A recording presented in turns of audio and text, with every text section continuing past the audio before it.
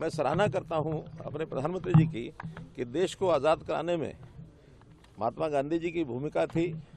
दूसरा उन्होंने आह्वान किया था कि हमको गंदगी से स्वच्छता लाना है तो गंदगी से भी आज़ादी प्राप्त करनी है। वो बात गांधी जी के बाद किसी ने उसको नहीं चलाया।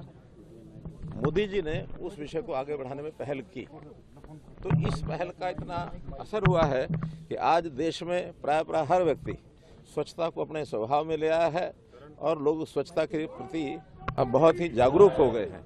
और उस जागरूकता का परिणाम ये है कि लगातार 10 वर्षों में हमारे गांव, हमारे शहर ODF प्लस हुए, ODF प्लस प्लस हुए और अब वाटर प्लस ये भी हो रहे हैं, ताकि पानी का भी हम सारा जो उपयोग है पानी की उसको भी प्रोसेसिंग करें।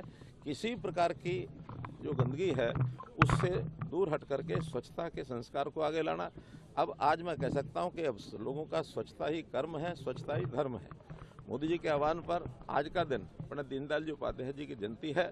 सारे देश भर में स्वच्छता के प्रति हम समर्पण के नाते से एक दिन, एक घंटा, एक साथ इस कार्यक्रम के अंतर्गत ये आह्वान किया है। तो आज करोड़ों लोग इस काम में लगे हैं और आज स्वच्छता के इस स्वरूप को कैसे नए प्रकार से लिया जाए। हमारा विभाग जो अर्बन डेवलपमेंट का विभाग है, स्वच्छता ही यानी स्वच्छ भारत मिशन का जो एक टारगेट है उसको पूरा करने के लिए साल भर काम करते हैं। बहुत बड़े बड़े डंप साइट्स बड़े शहरों में हैं, उन डंप साइट्स को हटाना, उसको रेमिडिएट करना और उसकी प्रोसेसिंग में जो कूड़ा होता है उसके अंदर जो बाय प्रोडक्ट होते हैं उसका उपयोग करना।